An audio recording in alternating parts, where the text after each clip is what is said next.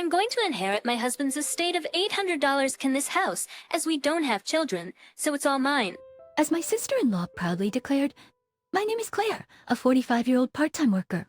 I have two sons, one in his third year of high school and the other in his first year.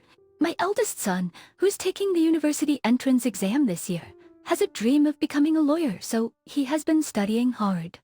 It seems that my eldest son has admired becoming a lawyer since he was little, perhaps influenced by my brother Wesley. Wesley is a lawyer, and a few years ago, he even had his own law firm with several lawyers working for him. My eldest son, who'd watched Wesley since he was in elementary school, loved to study and his grades were always good. Wesley was also happy to hear that my eldest son was pursuing a career as a lawyer, and he supported him. My eldest son always talked about it whenever he met Wesley.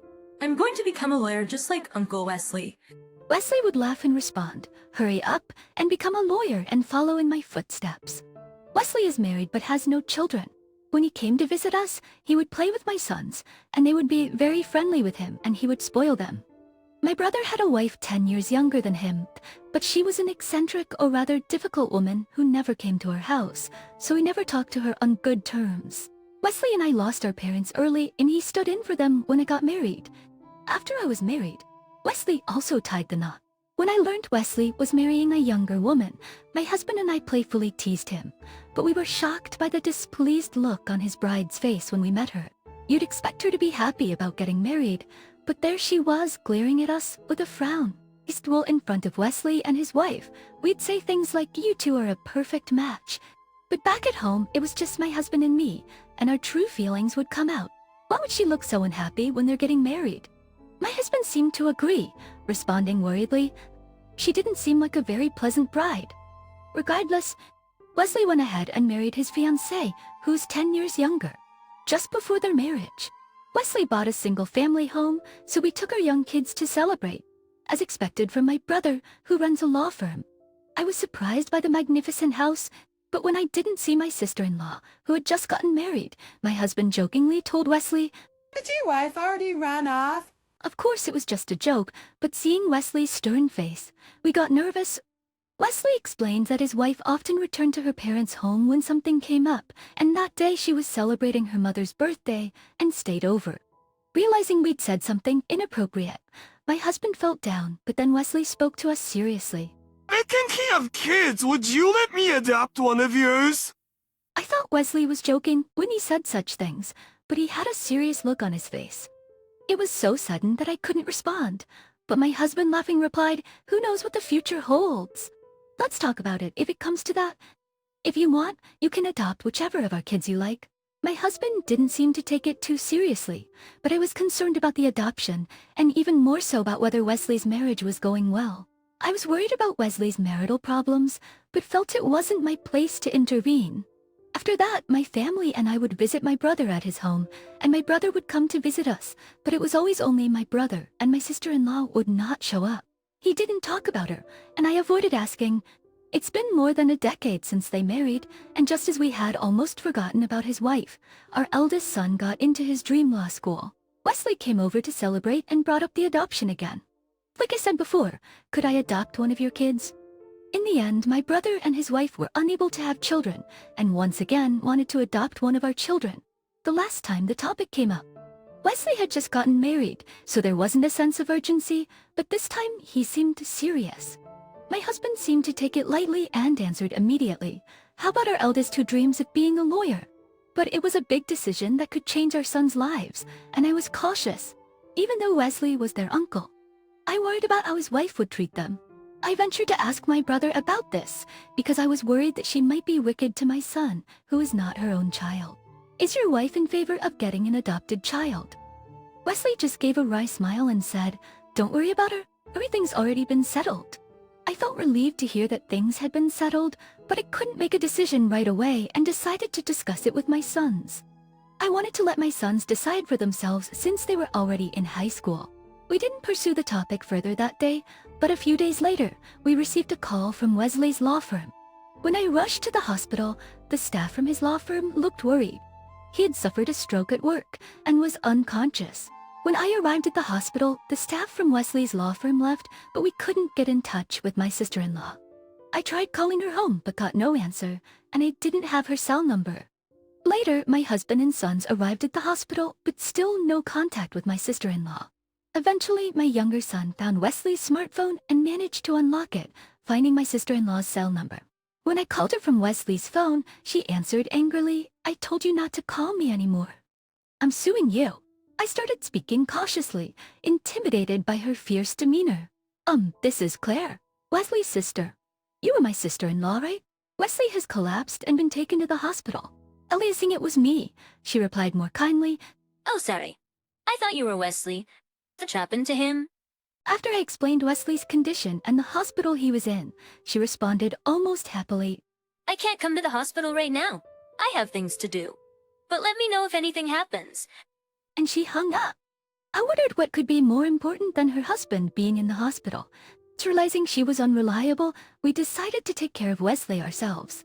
My eldest son, done with college entrance exams, visited Wesley daily instead of me. But Wesley remained unconscious and in critical condition, and his wife neither visited nor called.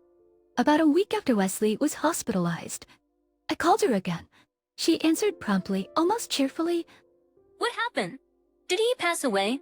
Her insensitive tone made me want to shout, but I held back.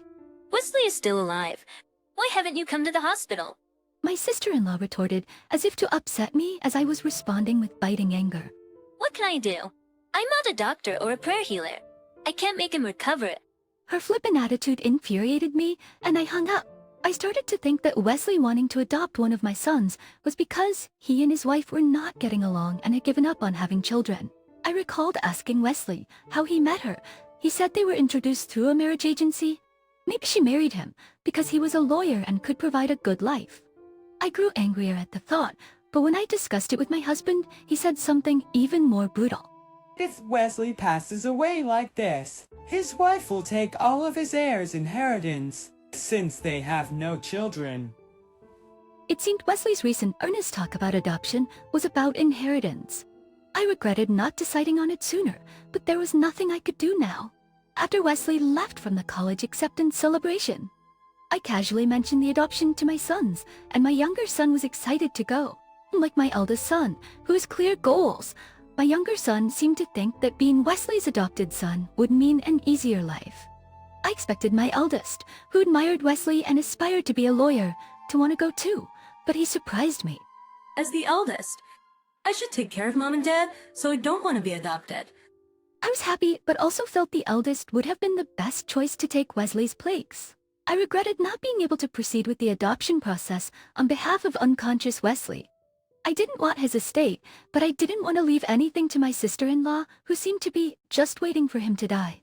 When this happened, all I could do was pray for my brother's recovery, but he never recovered from his illness.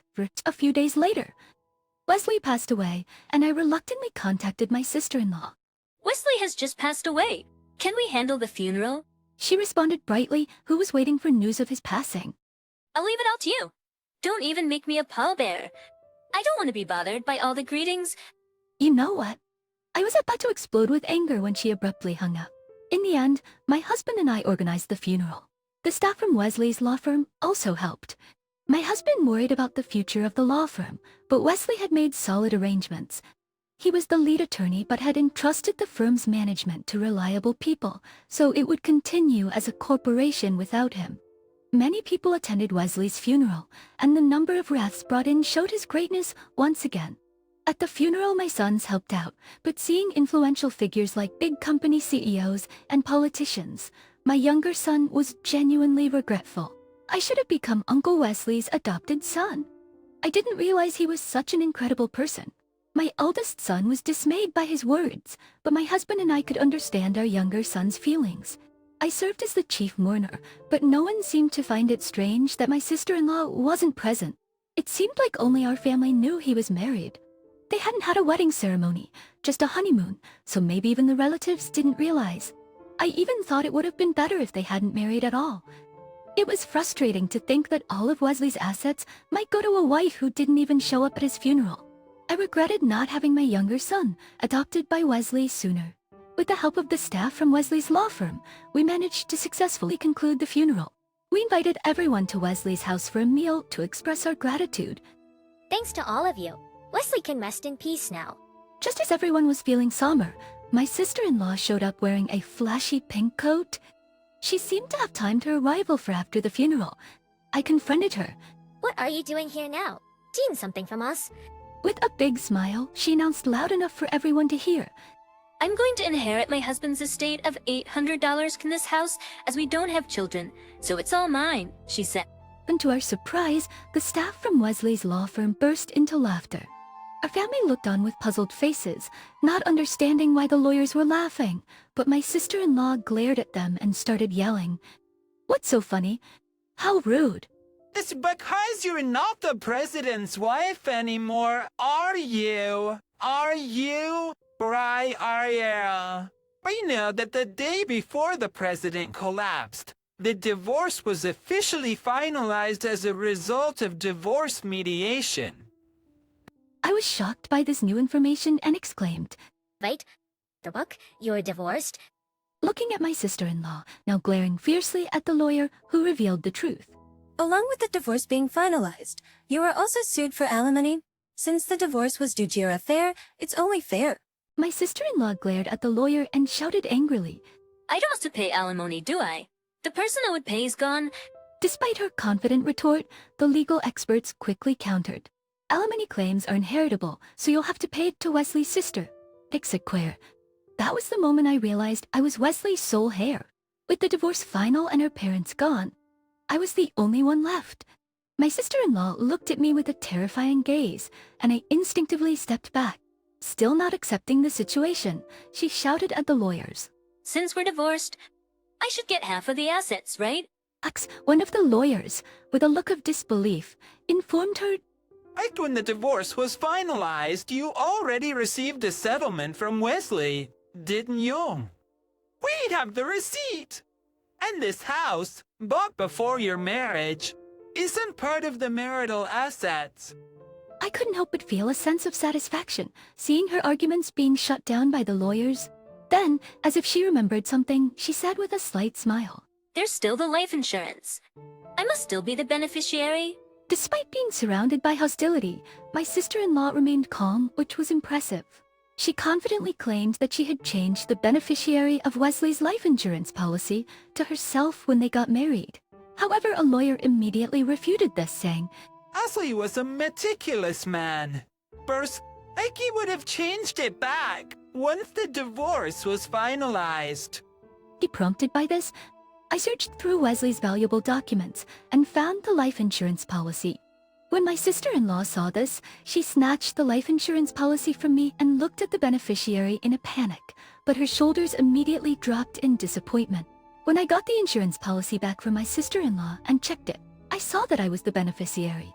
Realizing she wouldn't receive anything, my sister-in-law blurted out her true feelings. I married him thinking he was a wealthy lawyer, but I got so little. And now I even have to pay alimony. What a huge mistake. A stern lawyer responded, Wesley said the same. He regretted relying on a marriage agency and called it a big mistake. Wesley had never mentioned such things to me, but apparently he had been open with his colleagues and subordinates. Unable to argue, my sister-in-law left his house dejectedly.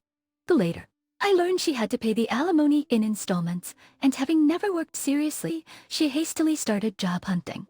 However, she quickly quit and registered at a marriage agency again, seemingly in search of a wealthy husband. She managed to swindle money from a man for a supposed marriage, but he soon realized and reported her to the police. One of Wesley's lawyer colleagues informed me that my sister-in-law had been arrested for marriage fraud. I'd gone to the lawyer's office to inquire about the unpaid alimony when this news came up. And she's been arrested. Receiving alimony might be impossible for a while. So we say.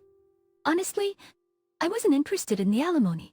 I was more satisfied knowing that my sister-in-law got what she deserved. I believed Wesley would have wanted her to face thorough investigation and a heavy sentence. Unexpectedly inheriting Wesley's estate, my family and I moved into his single-family house. We were all thrilled to move from our rented apartment to a single-family house. Now, our entire family has, in a way, succeeded Wesley. but my eldest son is studying harder than ever to become a lawyer. Seeing Wesley's colleagues and subordinates outsmart my sister-in-law seemed to further inspire him towards the legal profession. But we couldn't go through with the adoption. I hope my eldest son will carry on Wesley's legacy and become a lawyer as admirable as him. My younger son was the only one upset about inheriting everything, lamenting, "I should have been Uncle Wesley's adopted son. Then I could have inherited a doll." His half-joking remark was endearing.